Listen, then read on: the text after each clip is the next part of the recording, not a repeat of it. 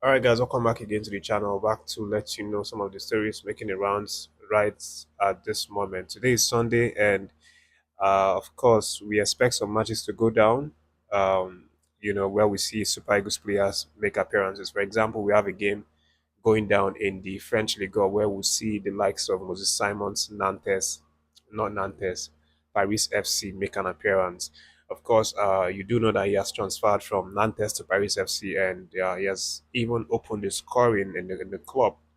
So it's going to be interesting to see what happens today. But as far as the other players, we saw some great performances from our boys yesterday, particularly across Europe's top divisions. We saw Victor Osimhen scoring his second goal this new season with his second appearance for Galatasaray. I helped them to a 3-1 victory over Sport in a match that felt kind of difficult from the start, but it started to ease up as the game went by, and in the second half they finished it off very cleanly to win that one, 3 goals to 1. Osimhen scored the second goal in the 65 minutes and had some really great overall inputs in the match. But that's not just the only player that shone like a million star yesterday. We also saw the likes of Frank Onyeka represent the Brentford City shirts and actually provided an assist for that match. But unfortunately, they lost that game 2 goals to 1 over Sunderland away. But I mean, you can't take away the fact that Frank Onyeka continues to show his quality whenever he gets the chance to represent. And then there is Nathan Teller and Bayern Leverkusen. Teller provided an assist in Bayern Leverkusen's unfortunate 3-3 draw uh, at Werder Bremen. That match was it was a very unlucky game for them because they started really well. Scored an early goal through Patrick Schick in the 5th minute. Um, but at the end of the day, they ended up drawing it 3-3. Teller provided an assist, and Werder Bremen, I mean, I have to give them credits. They had to, uh, they had to get that draw even with 10 men. At some point, they got a red card in the 63rd minute, but they were very resolute and were determined to get something out of the match, and they did. And then we saw the likes of in the championship, we saw the likes of Super Eagles star David Akintola providing an assist for Hull City in their 4-2 loss over Bristol City. Uh, Akintola provided one assist for Hull City, but it's a shame that they couldn't get anything from that match despite his good performance. So that's what's happening. We expect some more games, to go down today, and obviously, um, also again we saw Chelsea defeating Fulham, and Iwobi and Kavembasi were very unfortunate in that game. I felt that game was I'm not going to say it was biased because obviously we saw what happened with the VAR and everything, but I think it was just an unlucky day at the office for them. They did everything that they could, scored the first goal, actually scored the opener, through the very talented what's his name again? There's this young attacking midfielder that they have. I think he's 19 years old. Scored the goal, but it was unfortunate that it was later ruled off by VAR, because they said that there was a foul leading up to the goal. And then that was where it all went wrong for them, that they considered a goal courtesy of Jao Pedro, who continues to shine for Chelsea. And then later on got a penalty, which I felt it was very, very unfortunate and unlucky for them. But they will hold their heads strong and then try to, put those things behind them, because right now the real focus is on returning back to represent the country in World Cup qualifying series for these 2 games starting this week. That's the plan right now.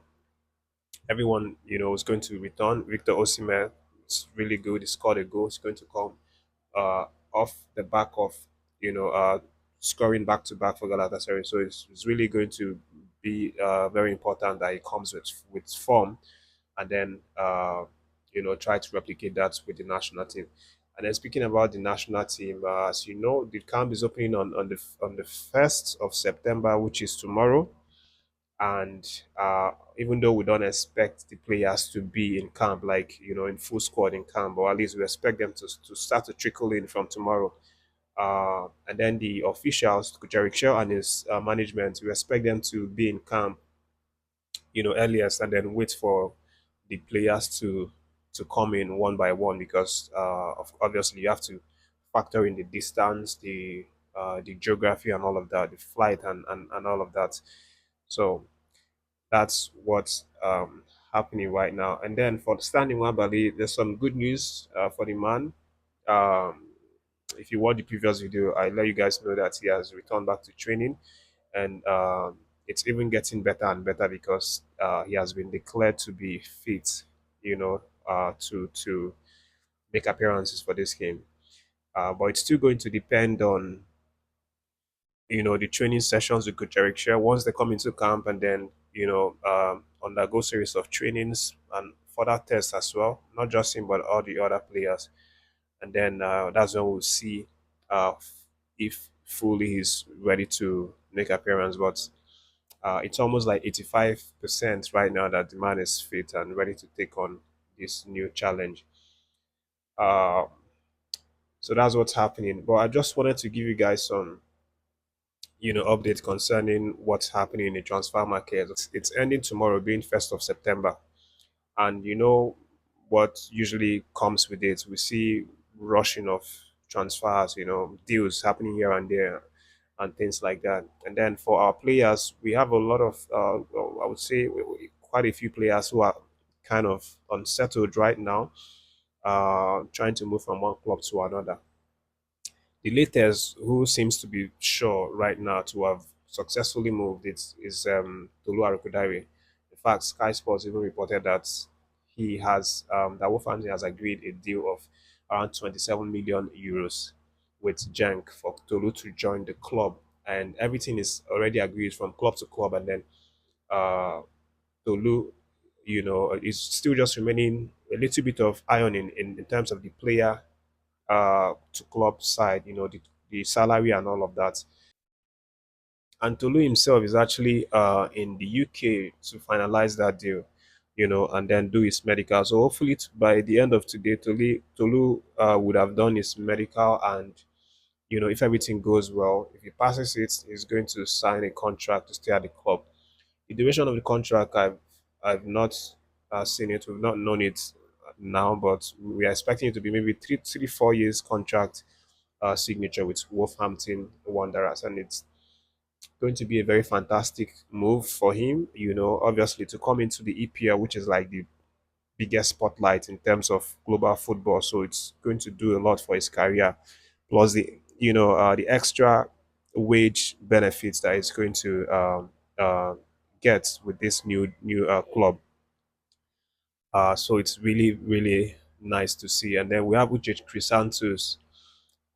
It seems like his deal has kind of quieted down a little bit since that move to Wolverhampton Wanderers cooled off, to some extent.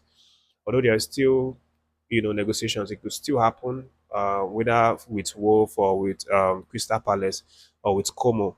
But at this point, there's not much coming out of it. They are probably just having background, negotiations, and no big, uh, no high points in these negotiations. So we'll see what happens between now and tomorrow, which is the deadline day. Samuel Chukwueze, of course, is still someone that we expect to make a move to the EPL. There's still some talks going down on that one. I think some of this deal will go down to the very last minute or the very last hour of the transfer window, which is tomorrow's midnight. We expect a lot of drama concerning you know Nigerian players moving from one club to another. Lookman is also someone of interest right now. Apparently, he might still move away from Atlanta this season to join Atletico Madrid. That's the report coming out right now. The latest to join is Atletico Madrid. And just to even let you know what the coach of the Atlanta side came out to say about Ademola Lookman. He was asked a question by journalists if Ademola Lookman still has a future with Atlanta. And Ivan Juric, who's the coach of Atlanta, said that he doesn't know how to answer that question, that it's not within his power to answer it because uh, it's a little bit complicated what's happening with the player and the club, and he doesn't have the power to decide if Lukman stays or not. He says it depends on the club and what, you know, their solution to this whole issue is right now. So that is what the coach said. And so I said, I don't know anything about Lukman. It's difficult to um, to guess on what will happen or whether he will remain at the club.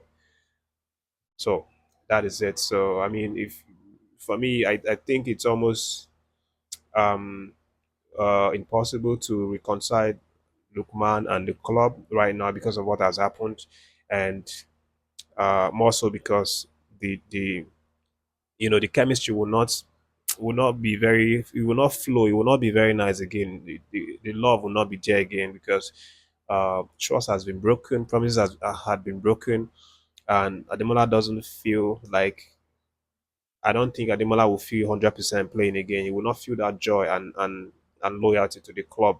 Also, the club feels the same way, So I think it will make sense for the club to want to sell him to this Atletico Madrid who are showing interest now to make some money at least, and just end the whole relationship like that. But that's what's happening now. Thanks for watching. Leave your reaction to any of the stories. Subscribe if you've not done so, and stay tuned.